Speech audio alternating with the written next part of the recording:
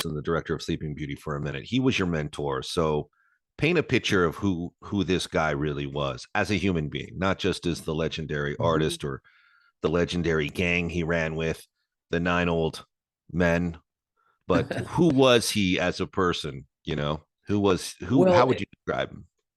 well, he was super, super bright, and he was super, he was like a grandfather. He was very Yeah. warm, but very disciplined, and he had this real desire to pass on this information to myself and many. He trained pretty much everybody in the industry now that came out of Disney, Yeah. and he had a real love and devotion to Walt Disney himself. And so um, when I finally met him, I would call him sometimes prior to meeting him, but when I finally moved out, he graciously let me come to the studio for a whole day to hang out with him. And it was like super intimidating. So I go into his office and imagine this guy sitting in this massive office with a big director's desk and then an animation desk next door. And then in a closet, there's like the moviola with all kinds of film clips and stuff. And he was just super warm, but we sat and talked all day. And he had a thing. He came out of retirement to do the training program because he wanted the art form in Disney animation to keep going. And he confided in me that Sleeping Beauty in its original release didn't do so great. And there were a lot of political problems on that film where he was sort of taken off near the end, even though he had directed like 2/3 of the movie.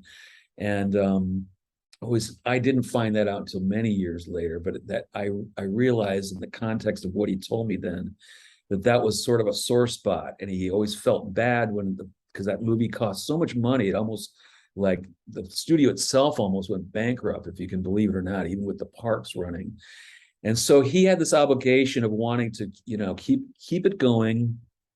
And he just wished that Walt had lived long enough to see how well Sleeping Beauty had done in previous re-releases, because it's made its money Yeah. back and then some, for sure. But he was super warm and super down to earth, and just really had a love for this stuff. But he was tough too. I mean, he didn't sugarcoat his criticism with me, and would go over stuff, go over my animation, go over drawings, but he was very patient, and he was a very good writer. So like the letters I got were really well written because he was a writer prior to being an animator. So it's very well spoken. He's just a great guy.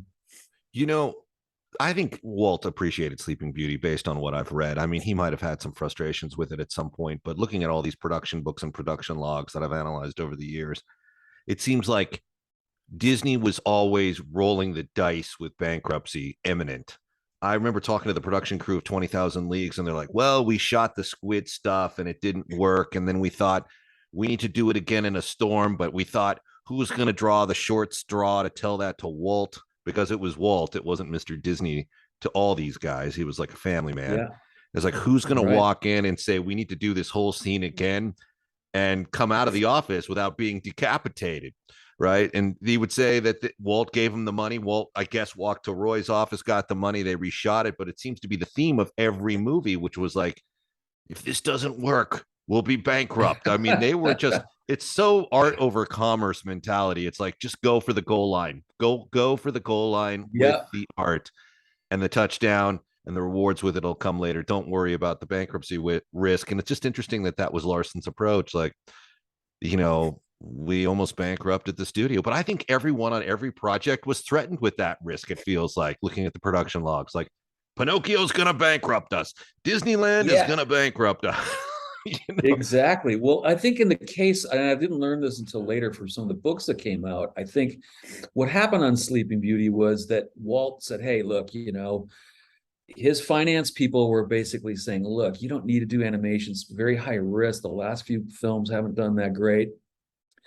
So just, and Walt's own personal situation, from what I've read, where you know, he didn't have a lot of own savings built up for Yeah. how old he was, and anything set up for his family. So he told Eric, he said, look, we're gonna do this film, but we're gonna just pull out all the stops and make this thing the most amazing film we've ever done, and maybe it'll be our last one.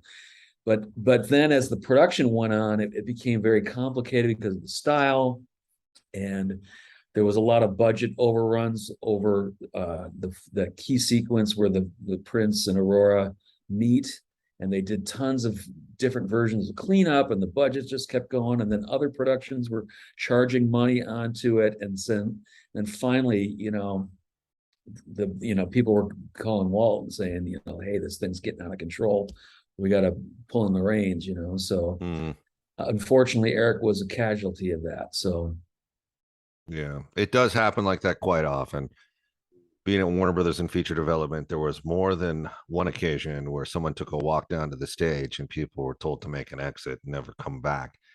But I'm listening to this story, and I think the first thing that comes to mind is it's impossible to quantify, but how much money do you think Sleeping Beauty has now made because of the castle it inspired in the parks, that it again turns around and inspires people to watch the movie even today? Like, oh, I haven't seen this in a while. Like, I wonder what the in-depth biopsy on the accounts look like. If you could quantify it, It's like crazy to imagine that, right? Yeah. Your road to redemption is paved with tombstones. No quarter, kill all masters.